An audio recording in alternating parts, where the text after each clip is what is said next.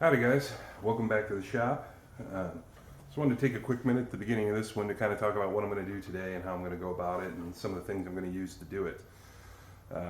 First of all, I'm going to tell you a little bit more about myself, I guess. I'm a pretty like live and let live kind of dude. I try not to bother other people. I expect other people don't particularly bother me, and so just kind of try and live free and approach other people with the same consideration. So what I'm going to be doing today is working on the Blazer. But the very first thing I want to do on the Blazer is cut the rest of those rusty rockers just straight up off it. I'm going to get cut to shreds with all that jagged rusty metal. It's not doing any good having it there anyway. I actually think it'll look better with no rockers versus the rockers it has. So when I'm crawling around under it, I don't want those there.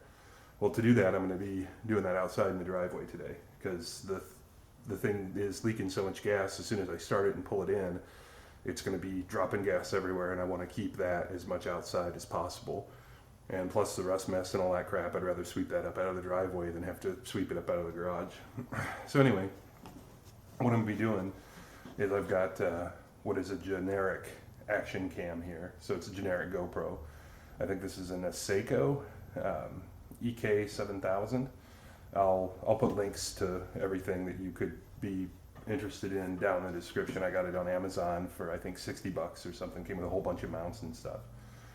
But one of the things I've done, because I don't want to disturb anyone, I don't want them to think I'm out there trying to observe what they're doing or anything like that. People get funny. And even though I know I'm not doing anything, I don't want to bother anybody. So a couple things I've done to the camera here is I've kind of put it in the stealth mode. Up here is where the little red flashing light would be.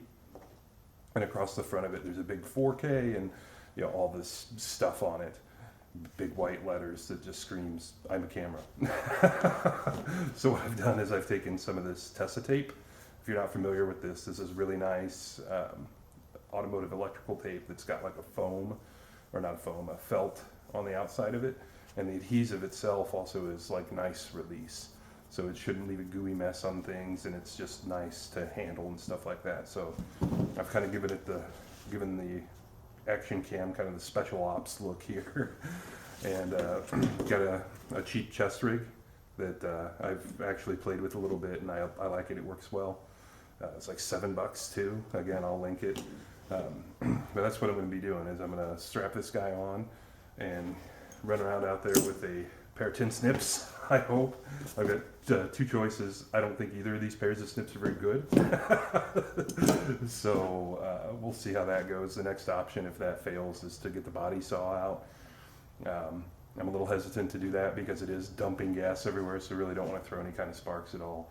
So this might be a really quick action cam segment, or it might be a really completely omitted segment, or it might go really well, who knows. So anyway, you're going to get to ride along kind of point of view through that, and I'll probably end up speeding that footage up, it's my guess, because I doubt you want to watch me try and cut rockers off for an hour. But anyway, it's going to be a little different for the channel, so I want to explain why I would be doing that.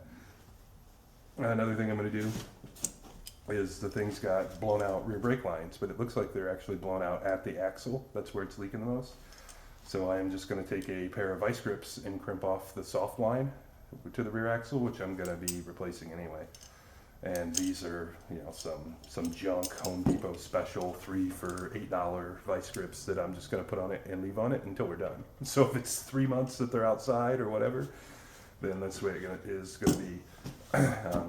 But there's good news on that front.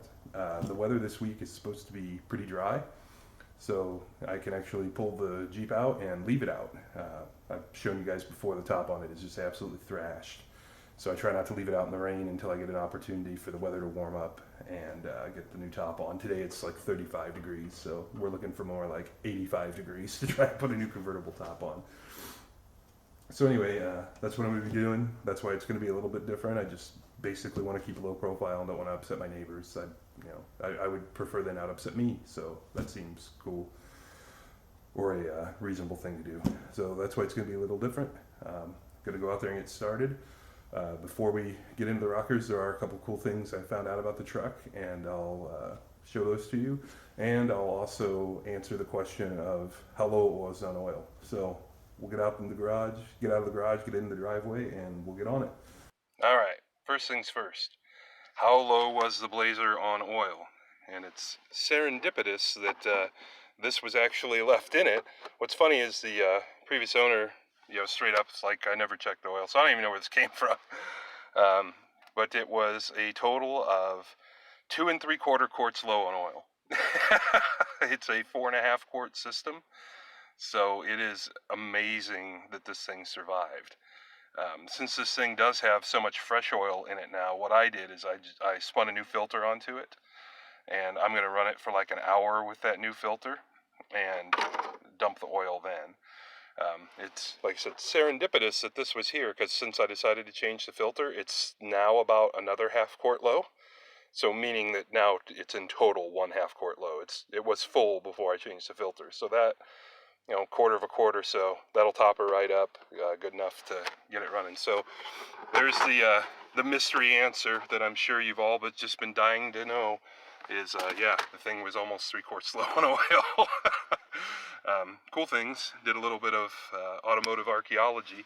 The previous owner told me, hey, there's a radio in it, because if you guys have been paying attention, there's just a big hole in the dash where there's a radio-shaped hole somewhere.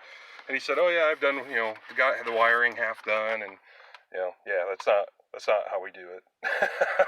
we're not going to be using these flying splices and scotch locks and all that stuff. But anyway, he just said there was a radio with it. I'm like, okay, cool, whatever. I didn't know what kind of radio. Well, I dug it out, and it's actually this fairly nice Sony MP3 deck. So it'll play MP3 CDs. It's got an auxiliary line in. That's cool. I mean, not many people probably want these anymore, but I imagine it's still worth $40 or whatever on eBay. So that's awesome. I'll get use out of it. And also came with a dash kit that was laying back there. So that's cool. When I yanked it out, it was kind of jammed under the seat, I broke it, but that's nothing a little CA glue won't fix. So yeah, looks like we might be missing some other pieces. Maybe this isn't the right dash kit. I imagine it is, but it looks like maybe somebody cut the ears off. So it may take some creativity to actually get a radio put back in it, but it's going to have a radio put back in it. One last cool thing I discovered about it. Get my flashlight going here, because I doubt you guys will be able to see it if I don't. Of course, now the flashlight doesn't want to cooperate. Now we'll see if you can see anyway. Oh, I actually think you can. Oh, and now the flashlight's going. Okay. It might actually be worse for you. Anyway, let's see if we can see. But now I can't see. But right about somewhere in here, you're looking at what GM calls RPO codes. And those are the codes that were used when the vehicle was ordered. That's all the options it came with. One of those you're going to see is A01. And yeah, I can see it through the phone camera lens. It's on the top row, I think the fifth one over. A01 is the RPO code for keyless entry, which is awesome. So this $400 truck, I had a feeling, 'cause it's pretty nicely optioned. It's got, power everything, leather seats that are, smoked now, who cares? But I had a feeling that it might have keyless entry, and it does. So all I need to do is get on eBay and buy a fob for like, $9, program it to the truck, and then bang, it's got keyless entry. Which is awesome, because there are a couple bad things about the truck. The rear hatch key doesn't go in. It looks like somebody broke into it. Like it's all mangled up, and I imagine, especially seeing something like this, that it's and the fact that it's got tinted windows and stuff, that somebody probably had a huge stereo in here at one point, and it probably got broken into. So that got all messed up probably in that process. And I'm also going to guess that's why the key fob's gone. I'm going to guess it then got an alarm, and they threw away the factory fob, and then we're using the alarm fob. I'm sure if that's what happened, there'll be wiring problems in here that I will find as I get going. Another, I guess, bad thing I saw about it that really isn't so bad. So I've been saying this has 175,000 miles. I'm sure maybe some of you guys caught this in other videos. It doesn't. It has 182, almost 183. So I was off by almost 10,000 miles. But anyhow, that's some kind of cool things I found out about the truck in the last week, just kind of sniffing around stuff, and wanted to bring you up to speed. I'll go grab that chest rig I was talking about, and we'll start cutting rockers up.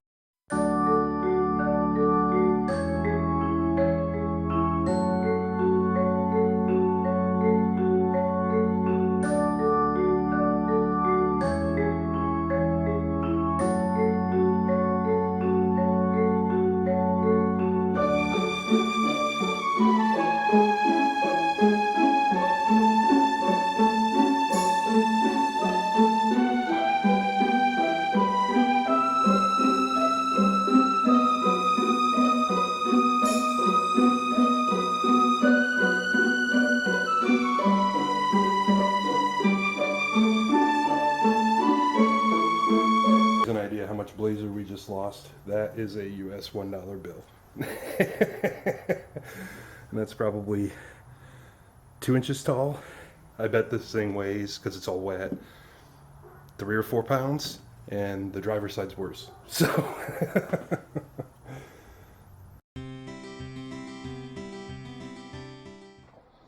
dust is blowing in my face. I'm getting wet chunks in my eyes. I'm not even under it. So time to goggle up.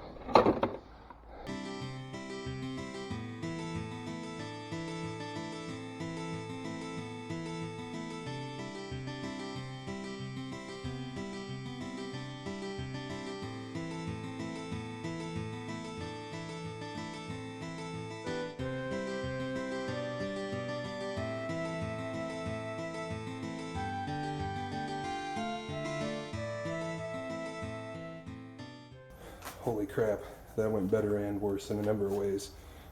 There's $1 again. I'd say that's got to go 5 pounds. There's still a whole bunch of dust and stuff up in the rockers, a bunch of loose stuff. I've got a giant air gun I'm going to get on that with, and that's going to be hard to film, so I'm just going to do it. Then I'm going to take a hammer on those rough edges and bang them back up, and then pull it in. That trail of brake fluid is from one application of the brakes before I forgot to put the vice grips on the rear brake line. It's pretty intense. Dude drove it that way for 2.5 years. That was one light application of the pedal. Another thing I forgot about is somehow this thing lost all of its hood rod attachment hardware. This hood rod's just flopping around, and every time I get the hood open in the wind, it wants to kill me. So I bought this Dorman kit that is supposed to have, you know, GM kind of clip things in it. So I'm going to throw that on, and if it goes okay, I'll come back and let you know. Hard to do it with one hand. Well, I don't think it really fits the way it's supposed to. I had to drill it out to get the rod even in this one, and this one's clearly not right. There should be like a little tab that goes in here, but it does fit. So save me a trip to the junkyard. Dorman 45396. I'll link it below. Sounds like it's going to need a blower motor pretty soon too. You guys can't see anything, but you should be able to hear.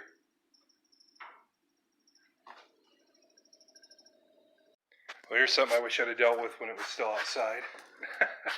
I was going to try and take that piece of junk receiver ball and stuff off of it when it was still outside, because, you know, as soon as you touch anything like that, you know, touch it with a hammer, it starts flicking rust everywhere. So place your bets how many times I'm going to smash my leg into that. I got about a 2.5 foot walking path behind this hunk of junk. Well guys, I just got it up, and it didn't take too long to find the first major blows to our budget. Both these rear spring shackles are totally destroyed. Yeah, this big rust hole right there, not supposed to be there. If you look across to the other side, that one's the same way. Those are about 70 bucks. Sniff around on eBay, see if I can find some good used takeoffs or something, but really, this is just like more evidence that I can't believe the previous owner didn't die driving this thing. Some other bad news. Wouldn't pay too much attention to the axle housing there. I got a feeling it's all brake fluid from, you know, up in there, that guy leaking. But all that stuff on the bottom of the fuel tank, I'm just hoping that's brake fluid. If that's actually gas that's been leaking down the top of the tank, that really sucks. That means the sending unit is torched, and the tank's gonna either have to be dropped, or I'm gonna have to cut a hole in the floor to get a sending unit in it. I'm hoping this is just brake fluid that's come up and hit the drive shaft and slung around. That's kind of how it looks to me. So eventually I'll take a rag with some mineral spirits or lacquer thinner on it and clean all this stuff up, and then we'll have a better idea about what's going on. But so far not good news. You know, $70 is you know, like 8% of our whole project budget here, and we've already spent about $500, so we don't want a lot more surprises like that. But anyway, I'm going to start trying to diagnose the fuel line situation. It ain't pretty. Stay tuned. Alright guys, so here we have hugely annoying crap on this truck part 1. A lot of you guys may have seen these before, know kind of how they work. What they are is they're this little, you know, plastic rivet. You see a lot of, you know, trim panels and stuff, usually in interiors held in with these, or like plastic bumpers will be held on with them. And the idea is this little center pin. That center pin, you know, this is in a hole. You push that, let me see, center pin in, and that expands this guy out so they can't come back out of the hole. Well, usually on these stupid things, these pins, you can just take a punch and a hammer and just smack the head of them in. So instead of trying to pull them out to get this guy loose, and so what you do is you smack them in, and that drives it inside there, and then when you get it out of the panel, you just take a little screwdriver or something and pop it back through the other side. Well, these stupid things, they're square or rectangular. See, they're rectangular pins, and they have a giant round head. So you can't drive them back through. You have to pull them out. Well, guess what happens after about 20 years under a rusty truck? You cannot get these things apart. So I'll show you where they go and what I plan to do about it.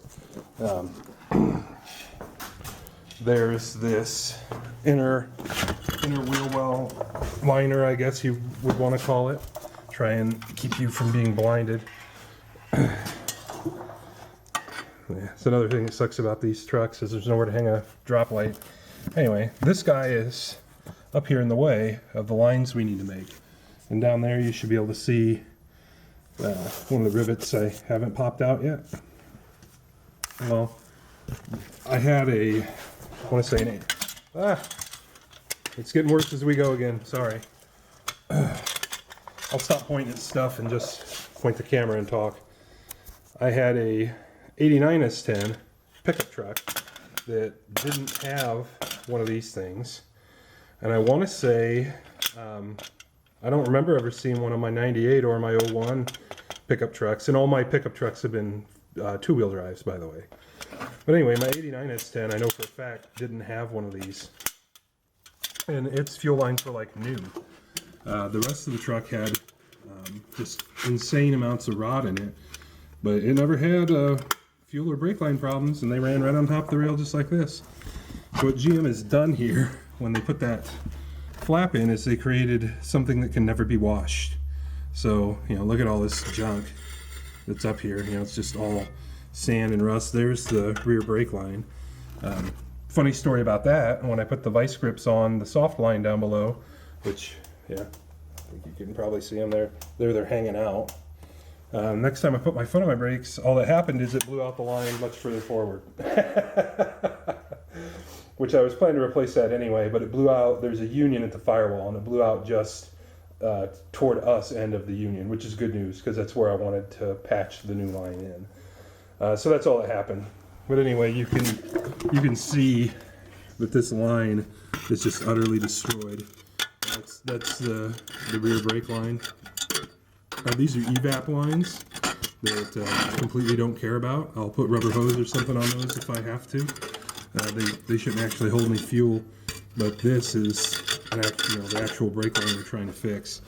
The fuel leak is somewhere down on further in, and I'm not real sure where yet. My plan here is I'm just going to start popping this brake line off, and I bet wherever the fuel leak is, when I pop this brake line out, the fuel line is going to come with it. Like I can almost promise this evap line right here is going to break as soon as I pop this guy out. And like I said, I don't really care. So if it turns out that we have to replace them all, that's fine. But I knew that this brake line would be bad, head to tail anyway. And it sure is. So I'm gonna start popping out of those clips, and we'll see how much gas line comes with it.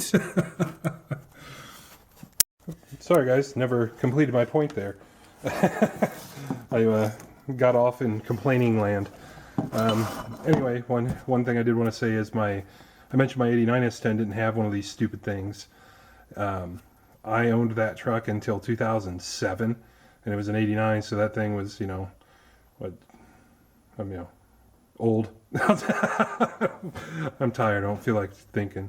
I'm doing math. But anyway, it never had one of these. I had to drop the gas tank out of that truck to do a fuel pump. So I spent a lot of time right down there, and its lines were perfect. So this thing was a stupid mistake. I have no clue why GM put it on. I'm not going to put it back on. What I did is, you saw how loose it was. I just took a razor blade, went whoop, and off it came, and there's an inch or 4 or 5 inches of it left. That's fine.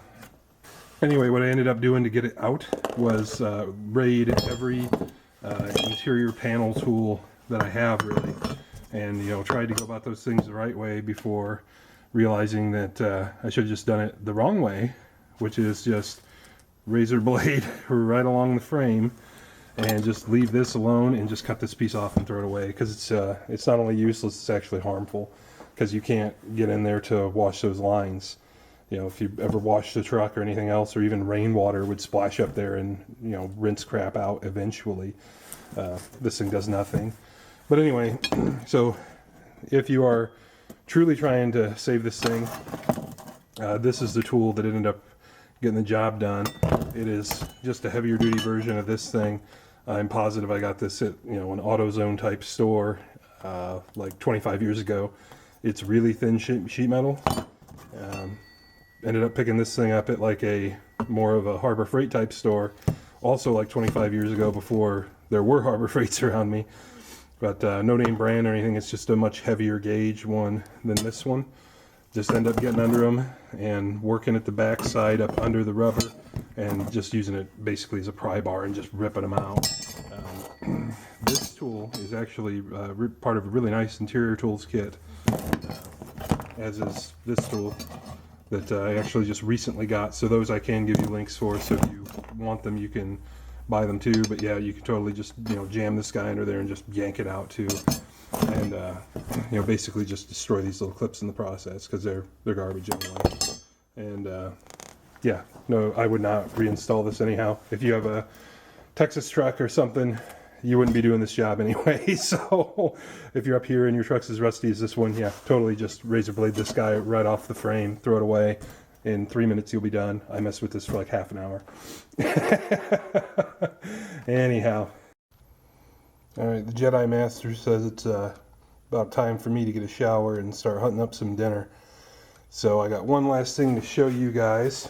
And no, it wasn't the airborne back there, but we may need it. May need a tetanus shot too. I've got the line unsnapped as far as I really can. So right up here, and you can, that's also one of the most impressively thin brake lines I've ever seen. You can actually, I hope the camera gets it, you can actually see that it's rusted out in like the shape of that clip. There's like a little edge on it, like right there. But yeah, it's nuts. And as soon as I touched it, it started leaking, just right at this spring. And of course it's leaking up front too. So anyway, I popped it out all the way down the frame as far as I could, and wound up with kind of a problem. I'll try and show you. Okay. See if I can get maybe some better light. Okay. You see the line where it goes in that black clip on top of the frame? I'll try and, well, I can't really point at it, but the big black wire loom runs right behind it, and the line goes in that big black clip. Well, that clip goes on top of the line, and there's no obvious way to get it out. There's also another one. Try and get down here. These are the holes in the frame for the transmission cross member. There's another one right on top of the frame for the same line, and there's no chance of me being able to get it to actually pop it out of that clip. You can actually see it. I don't know if the camera can see it or not. Probably not. But up inside that hole, if the camera is showing it, you can actually see the back, like pigtail of it. So what I think I'm going to do, because I'm going to replace this line all the way up to the union, and the union is just north of that other clip. I don't know if we can get down low enough to see it. I think so. So I'm going to replace this line the whole way back. What I'm going to do right there is I'm either going to try and slide the new line in that clip. The line I'm using here is copper nickel line. It's very, very flexible, so I should be able to more or less form it by hand as I'm putting it on the truck, and I'll just try and like snake it through. That one up there won't be such a big deal. I should be able to just pop that one up with a screwdriver and pry it out. There's just like no room to do that back here. You know, this truck's so cramped with the torsion bars and everything, it's even hard to show. But yeah, there's just, you can't get in there to do anything. There's the line though, that it's loose, and then it goes into that other clip up there. So anyway, I'm either going to try and snake it in there, and if I can't, what I'm going to do is just run it under this cross member. I'll put a P-clamp or something in the frame right here to hold it, and then shoot it back up the other side. Shouldn't really hurt anything. You know, I told you guys before, I want to drive this thing like 10,000 miles. So we're not looking for a lot out of it. And up here on the inside of the frame rail, and then shooting it back up in there, it's not going to rub on anything. It's not going to hurt anything. It's out of the way of the suspension. Should all be fine. But that is plan B. We're going to try and run it the way the factory did, but I've got low hopes of that actually going that way. In other news, I still have no clue where the fuel leak is. The more I mess with the lines, the more I smell gas, but I don't see anything obvious. The fuel leak was right about here, where it was dripping out of the truck. It was somewhere around here. And just for reference, there's the rear brakes. So we're a foot or two forward of that. And it was just steady puddle. So I don't know. We'll keep fidgeting with stuff until, you know, a line breaks in half. I really don't want to replace every single line on the truck unless I really have to. So that is to be avoided if possible. Hang on here. Sorry about the shaky cam. But anyway, guys, I think that's going to be, well, it's for sure going to be the end of my day. It's probably going to be the end of part one. I don't know if this has gone long enough for it to be more than that. I kind of doubt it. But I know about half of this video was just kind of preparing to actually get to work, and the last couple videos have kind of been just preparing to get to work. And, you know, if you weren't into that, I apologize, but, you know, it's all stuff that needs done. The good news is this thing's in the shop now. We got our parts. We're ready to roll. So the next several videos are going to be hopefully just hammering on this thing and getting work done, actual wrenches in hands, and getting stuff going. It's not a glamorous project. Replacing lines is always terrible, but I'm going to try and make some good videos of it, because if you look around, there are a couple videos out there, but they're not very detailed. They're not very, you know, no offense to those dudes, they're just not very good videos. I don't blame those guys, because this stuff's really hard to film. The lines are completely hidden, but I'm going to give it my best chance, or best shot at it. So anyway, guys, that's probably going to be it. Thanks a lot for watching.